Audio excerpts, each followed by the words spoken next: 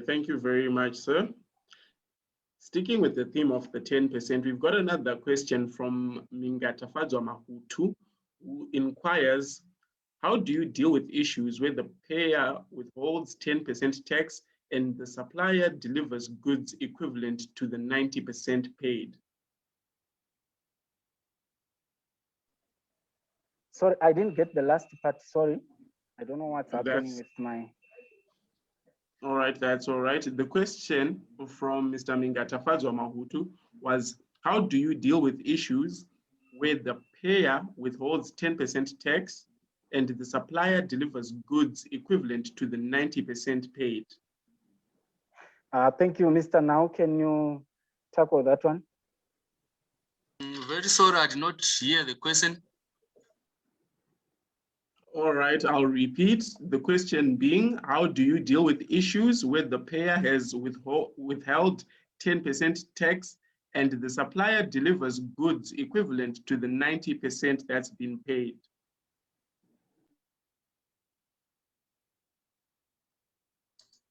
Sorry, I don't understand from whose perspective are we saying, what exactly is the transaction transpired? The payer is supplied goods worth $100 and he's being paid $90 because the $10 has been withheld as withholding tax.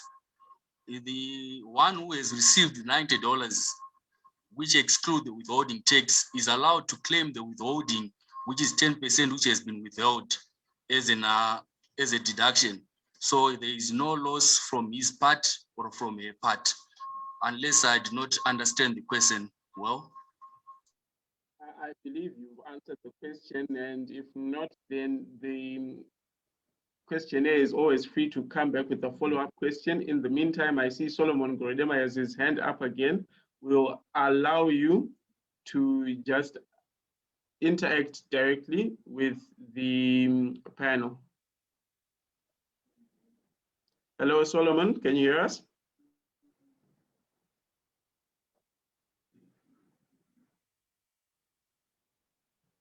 Is muted. Hello, Solomon, could you kindly unmute your microphone and go ahead and ask your question?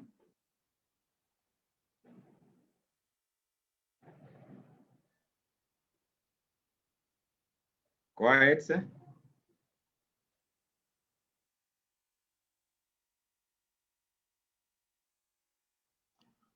I think we can't hear him, but what he was saying, I think I saw his question again on the platform. He's asking about on the withholding tax, Mr. Knowledge, he wanted clarification on USD, not on Zim dollar.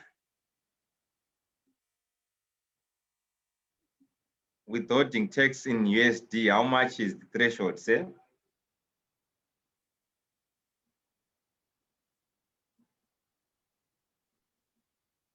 Mr. Knowledge?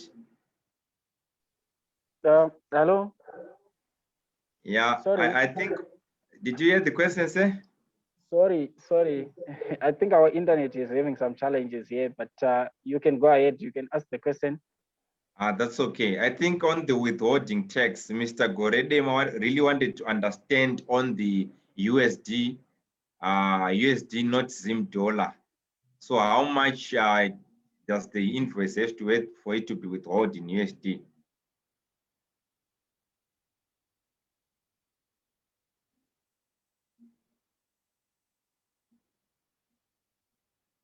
Okay, I think Mr. Knowledge, you can unmute.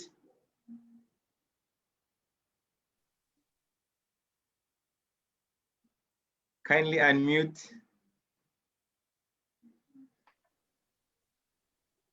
Thank you for that question.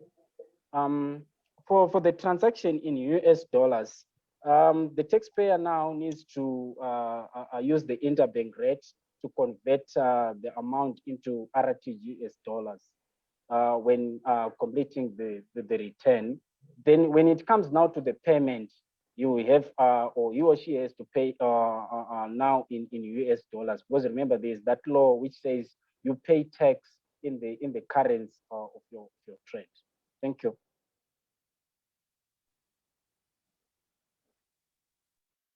Thank you very much, sir. And while we wait for more attendees to come through with their questions, there is, I think, one question here for us as the M&J team. It says, good day, I joined a bit late. Is there any way I can get the recording? Rumbidzai, thank you for the question. And the answer is yes, it is absolutely possible to catch a full recording of this session. You can find us on our Facebook page at M&J Consultants, where the full session will be available on demand. You can also find us on YouTube. That's at M&J Business TV, where you can watch this on demand. Now, for our panel, again, as we move on with our questions, the next one here is, what is excise duty and presumptive tax, and where does it apply? Thank you, Tendai.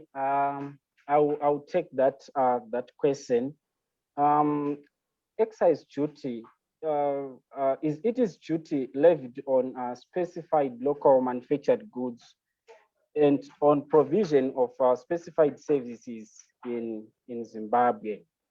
This excise duty is also levied on the importation of specified goods. So when it comes to special excise duty, this is tax that is charged on goods that cause what we call social externalities, or what we call public externalities. So this is duty imposed on for the public safety and health of individuals. So this tax, usually it's charged on goods such as beer and spirits, talk of tobacco, talk of airtime, you talk of cigarettes. So those are some of the goods where excise duty is charged. But you also realize that on change of ownership or sale of used motor vehicles, this excise duty is charged. So that's it on excise duty. Then maybe probably let's move on now to presumptive tax. Presumptive tax, this is tax on presumed income. When we say presumed income, we are saying this is tax that is based on assumptions. We are not really sure of your activities, so we just presume that this is tax that applies to your service or to the goods that you sell. So usually this presumptive tax is charged to hairdressing salons. You talk of cottage industries, talk of bottle stores, talk of tax operators, driving schools, etc. Maybe the question says, where does it apply, and we're supposed to account for presumptive tax? You realize that we've got individuals who are trading, who are not registered with the ZIMRA. Those ones are the ones that are supposed to account for a presumptive tax. So it applies to small businesses and micro enterprises, mostly those who are not registered for tax purposes. So these ones, they don't submit any returns. They just make a payment. Thank you.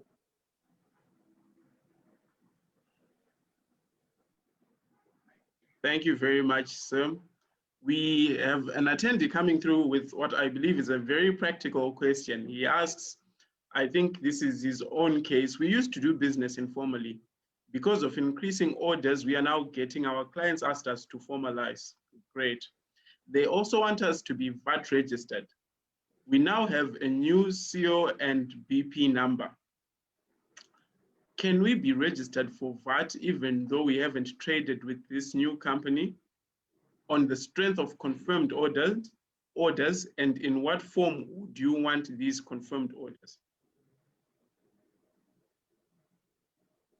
Thank you so much, Tendai, for that question. I'll tackle that one. Maybe for the advice of everyone in this group, if you are registered with the ZIMRA and you want to register for VAT purposes, and you get you get a big order. The next thing that I will advise you is to get a contract with that supplier or with that client, a written agreement. Then you attach it with all the requirements and submit to us. Then we can initiate the registration process for VAT. Thank you.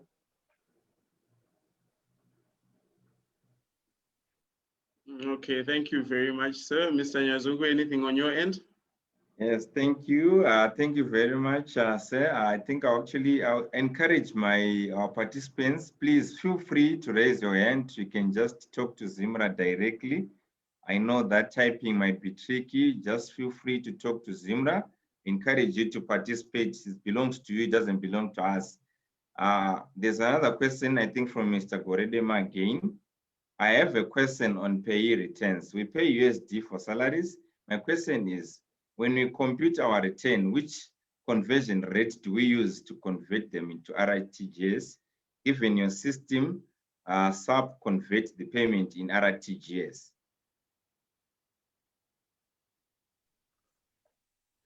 Thank you. I'll ask Mr. Now to answer that one.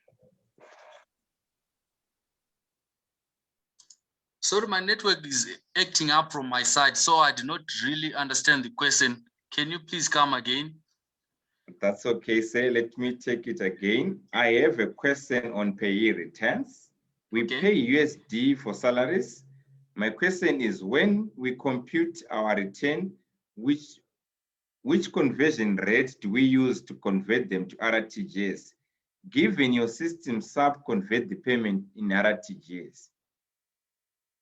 Okay, you convert the USDs in RTGS at the date of which you have ran your payroll.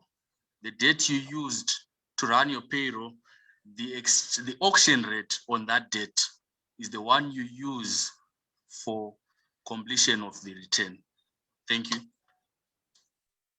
That's great, sir. I think there's another question, which is saying, what has ZIMRA done in order maybe to cushion the companies, large, small, or medium, with this current pandemic, COVID-19? What has ZIMRA done in order maybe to cushion your clients from paying huge sums of taxes?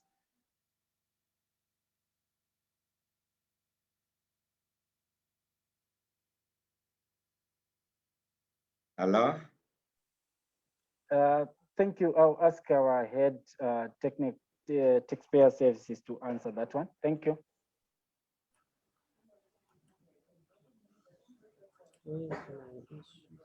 Hello?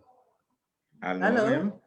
We can hear you. Sorry, I could not hear you clearly. What was the question? The question is, thank you, ma'am. The question is, we are under COVID-19.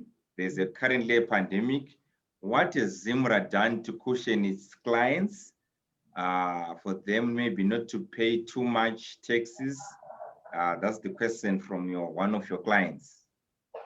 Okay, too much taxes. We unfortunately we do not have any special rates of tax for this period. But what we are encouraging our clients is to communicate with us. If they are having challenges with their cash flows, then they can apply for payment plans, or just to engage us when they have challenges. Then maybe we can deal with them on, depending on each individual's as problems. But as for rates of tax that are specific for this period, we do not have any. Thank you very much, ma'am. I think maybe the Minister of Finance has to help the business sector.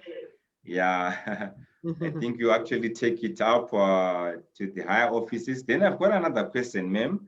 They are asking in terms of calculation of the ITF 12C, which are the yearly accounts, the tax accounts which are submitted to ZIMRA. There's someone who is asking, are they going to calculate the 2020 tax year?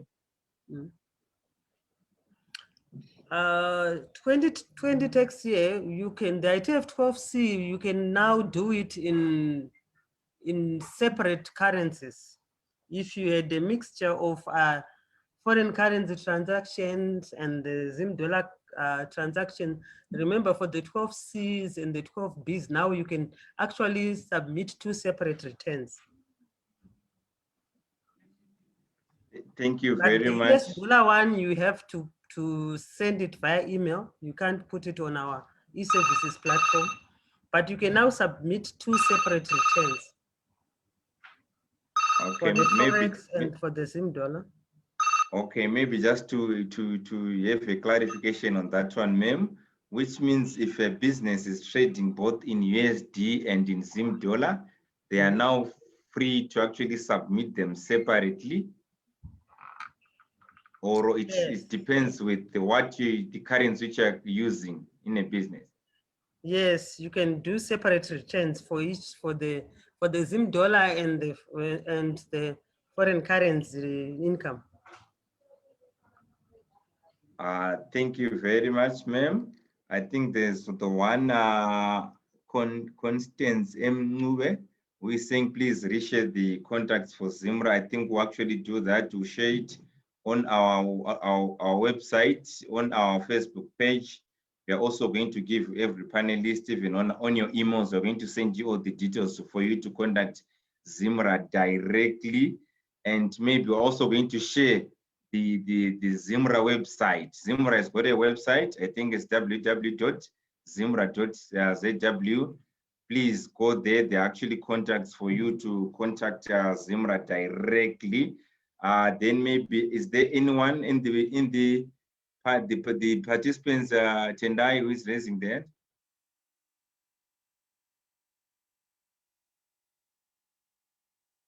Yeah, there's someone. Tendai, your mic is, unmute your mic, Tendai. Thank you, sir. And okay, we've been joined by Mingata Fadzwa Mahutu, who I believe had a question earlier. Please feel free to go ahead, sir. Hello, afternoon. Afternoon. My question was, when you make a prepayment, do you withhold the 10% tax? And in case you have paid the supplier, you have withheld the 10%, and the supplier delivers the goods which are worth 90%, not taking into account the 10% withheld. How do you handle such a situation?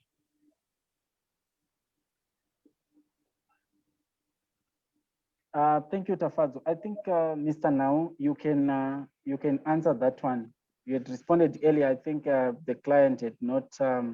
Maybe the client was not online, but you can respond. Thank you.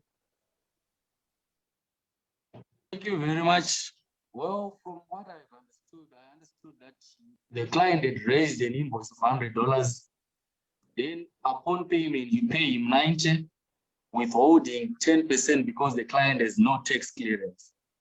Then upon the payment, the delivery of goods, he now delivers $90 worth of goods, not $100, because you have withheld the 10%. So I think this is an issue of administration and also a breach of contract between the two parties, whereby one is supposed to supply the $100 worth of goods according to the contract. And according to the law, you'd also withhold the 10% because the client has no tax clearance. So one, I think you can report the supplier or the client, ZIMRA, because the client has no tax clearance and he's also breaching the contract, and he's also not supplying the goods with the money you are giving him, because the $90 you are giving him is for the $100 worth of goods, because you have withheld $10. This client should also understand that the withholding of the $10, there is also recourse on their part, whereby the amount that has been withheld of $10, they can claim it when they have calculated their tax due for the year.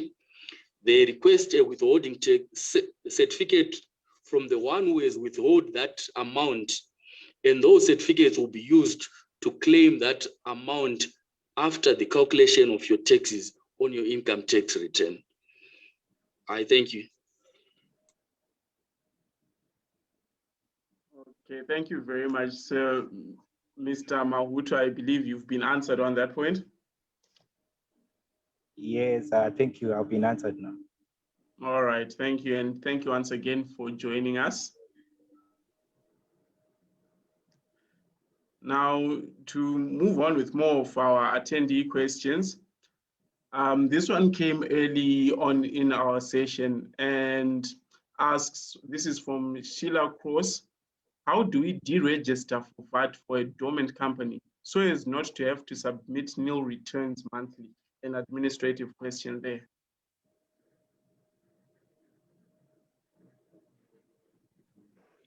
Thank you, Tendai, for that question. If a client feels that he wants to deregister for value-added tax purposes, he has to write to us explaining the reasons why the client wants to be deregistered, for tax purposes. So if he writes to us, then he will be attended through our liaison officers and our audit section. Then you will be responded to. Thank you.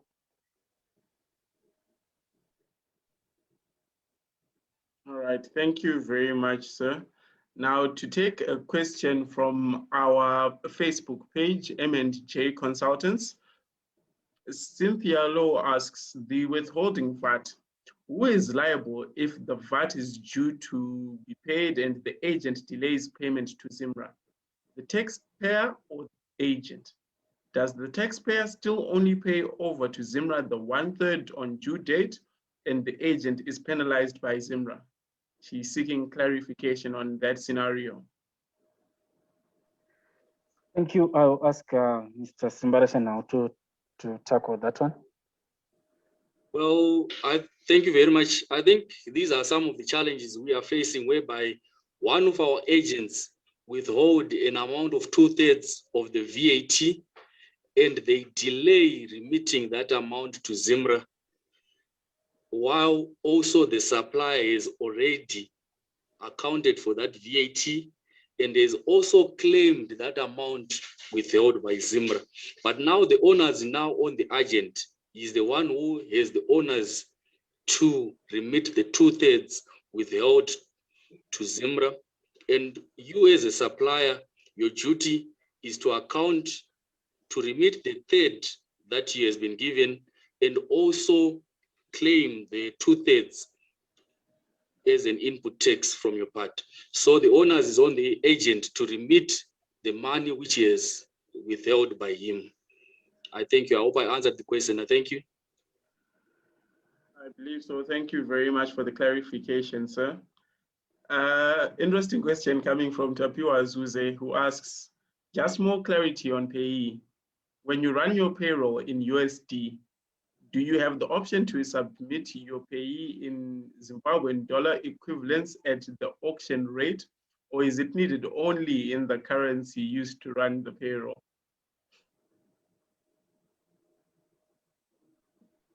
Thank you. I think I will answer that one. If you are running your payroll, sorry, I want to find out if I get the question correct. He's saying he is running his payroll in United States dollars, right? Mm-hmm. Right. That's correct. So when it comes now to completion of the return, because remember, the reporting currency is Zimbabwean dollars. You have to convert now the US dollar into RTGS for the purposes of reporting. That is for the purpose of the return. But when it comes now to the payment will be made in United States dollars. Thank you. All right, thank you for that clarification. Okay, Mr. Nyazungu, anything from your end? Yes, there's someone who wants to know he needs clarification on the accounting of your 2% IMTT taxes. How does that one works, Mr. Knowledge? They want to know how do you account? Do you treat it as a deduction? They want clarification on that one. IMT, intermediate. Thank you. I think that question I'll ask you, Mr. Simbarashe, now to tackle that one. But just to maybe to highlight, the IMTT is a tax. That one is not an allowable deduction. So that one cannot be claimed or cannot be allowed as a deduction. But Mr. Na will shed more light. Thank you. Oh, thank you. I think from what Mr. Knowledge has said, the IMTT is not an allowable deduction because it's a tax, it's a final tax already, and you cannot claim tax on another tax because it's a final tax on its own and it is remitted on its own, and that's a final tax. I think that's what I can say about the IMTT. Thank you. I think it's actually added another question. How do I treat withholding tax in my ITF 12C? Thank you. I think Mr. Simbarashe now can shed more light on that one. Okay, I would like to understand which type of withholding tax. Is it withholding tax on tenders? If it is withholding tax on tenders, we are saying one has been withheld at 10% by a client because you don't have a tax clearance or you are not compliant in some way. If one withhold 10% for you, you have to get what we call a withholding tax certificate.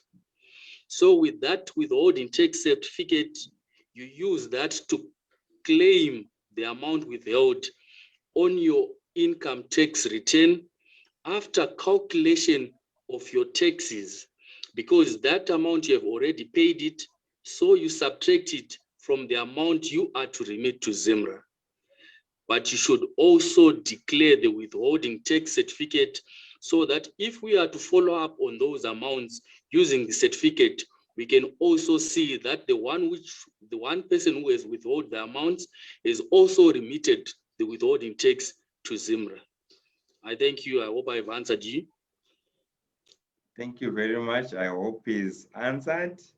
Then you've got another client who is asking, say, on payee, if one submits their return in RTGS at the ruling exchange rate, I don't know, maybe it's the current exchange rate on the date of the payroll, say 25th of the month, of that month, when the client later pays the USD amount later, will ZIMRA be able to know the exchange rate that was used on the payment date so that no variance occurs?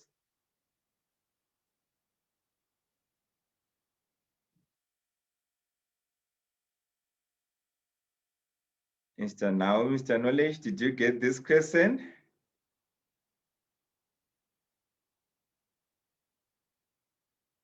Hello? Well, I'm trying to understand the question. From what I've understood, he's saying that one is used the exchange rate on the date of payroll on the 25th. Yes. But he goes on to pay the amount later. In USD. In USD. Yeah. He's paying to ZIMRA or he's paying to his clients. Is it the salary payment or is the remittance of the payee to ZIMRA? That's where I do not really understand the question from the part of the one who has asked the question. Thank you very much. I think I'll ask Mr. Lux to also maybe clarify that question. Is to ZIMRA as payee? That is what he's saying.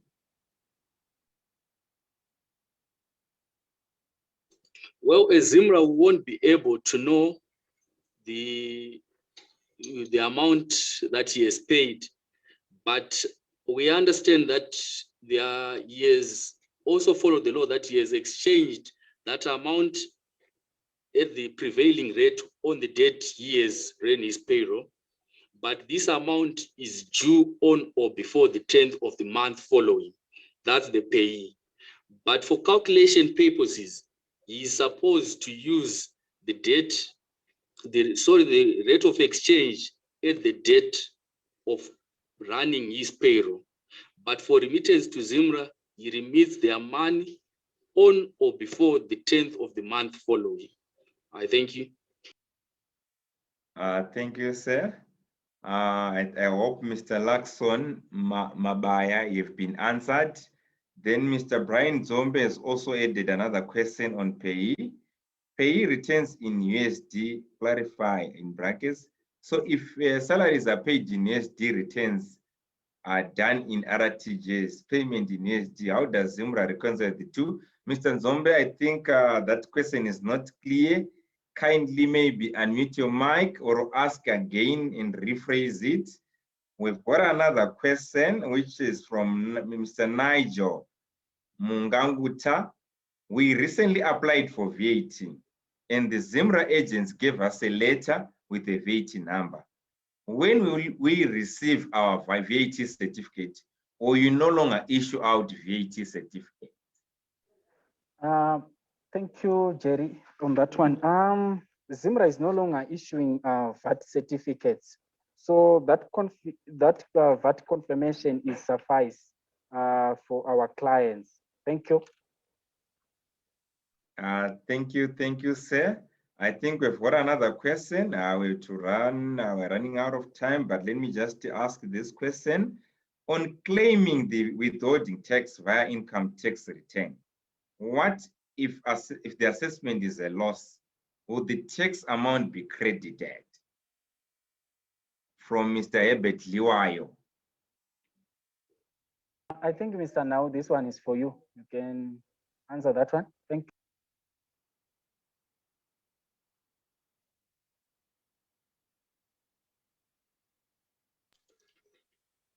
Thank you very much for the question.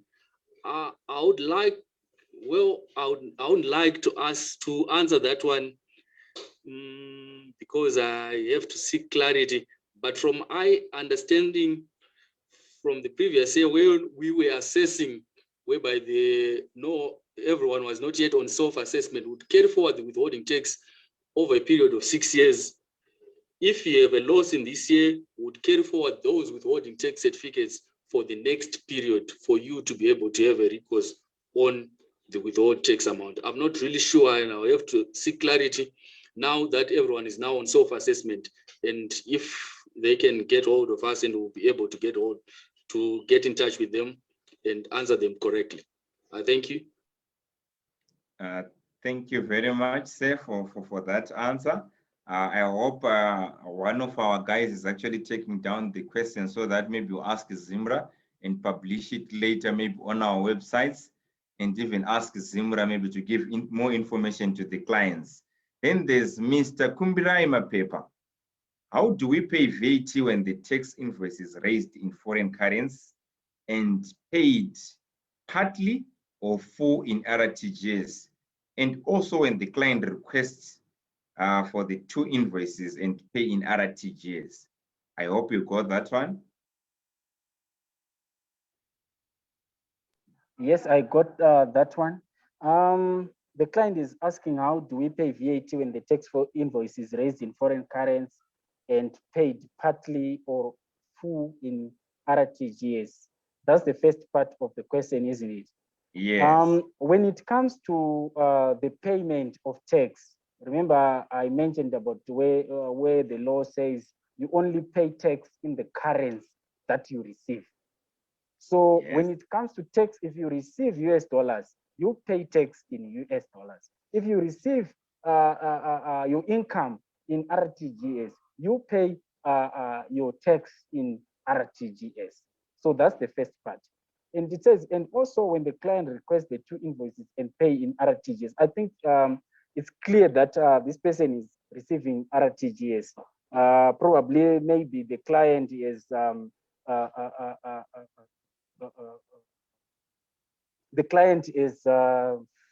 use the interbank rate to convert the US dollars into RTGS and make a payment in RTGS. So this client has to pay tax in the currency that he has received. Thank you. Thank you, sir. I think another question from Zoom. There's Madame Vivian Mutemwa. I can't see the other part. On payee, if we are to pay annual bonus in USD and RTGS, do we enjoy both 320 tax free threshold and 25,000 RTGS tax free threshold, as we will be running 2 payrolls? Thank you for that question. I'm not sure now if this client is asking for 2 people or 1 person. If it's 1 person, you only enjoy this exemption on 1 payroll. If it's RTGS, then you enjoy it on 1 payroll. You can't enjoy on 2 payrolls. Thank you. Thank you, sir. I think I'll hand it over to Mr. Tendai. Maybe I think we have come to an end in terms of our questions this side. Mr. Tendai, I think we can conclude it.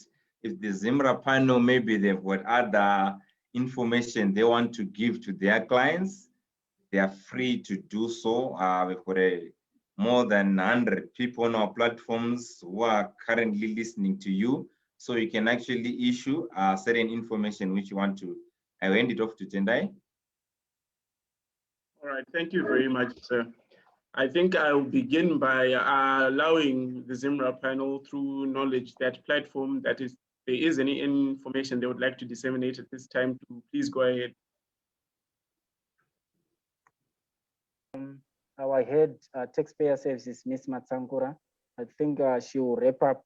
Probably she has got something to say. Thank you. Hello. Hello. Hello, ma'am. Thank you very much. I wanted to add on the issue of the client who was asking whether they can enjoy both benefits for the US dollar tax-free and the Zim dollar. Where there is combined income, the way we calculate the tax is that we convert both the incomes to US dollars so that we use the US dollar tax rates. And then we apportion the tax that is applicable according to the ratio for the US dollar and then for the Zim dollar, and we pay accordingly. But you can't enjoy the benefits in the 2 benefits as said by knowledge. I hope it's clear. Clear, madam. Thank you. Okay. Thank you very much for providing this facility for us to engage our clients and to talk and to also to get to understand what they are going through and how we can assist. We have noted down all the questions that were coming in, and we are also going to engage our superiors concerning our e-services platform. Like I said, the people on the ground cannot join us because they are very busy trying to save our clients during this challenging time when the system is really not performing very well. And we are hoping very soon, since our technical guys are working on it, things are going to improve as we go in the year 2021. I also wanted to encourage our clients to use the numbers and the email addresses that we are publishing on our public notices, because the managers have the facilities and some of our supervisors, they to work from home. So this will help our clients to be attended to, even when other officers are away. Remember, we are working on rotational basis. So you might get in touch with your liaison officer who is away during that period and there's not a facility to work from home.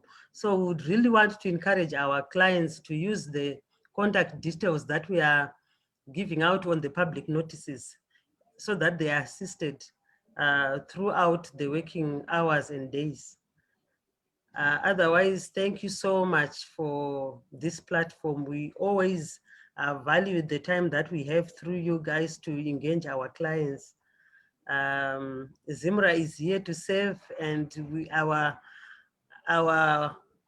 our wish is, which I'm sure one day will be possible, is that we give you a service that is flawless. Thank you so much. Thank you very much, Madam. And so it only remains for me to thank our expert panel from ZIMRA. We know you are very busy at the moment, and we absolutely appreciate you taking the time to meet with us, as well as, most importantly, your customers, the taxpayer. I would also like to take the opportunity to thank the attendees both on our Zoom platform as well as our Facebook page. You are the ones who own this platform, who own this session. This is for your benefit, so thank you very much for coming through. Mr. Nyazungu, thank you very much. Your tax expertise was most appreciated. And finally, it leaves me to say, if you would like to catch this session on demand, you can catch it on our Facebook page, M&J Consultants, as well as our YouTube channel, M&J Business TV. So again, thank you to ZIMRA for the frank and informative discussion, and to the attendees for the openness and willingness to bring their issues to the table. Have a good day. Thank you. Thank you.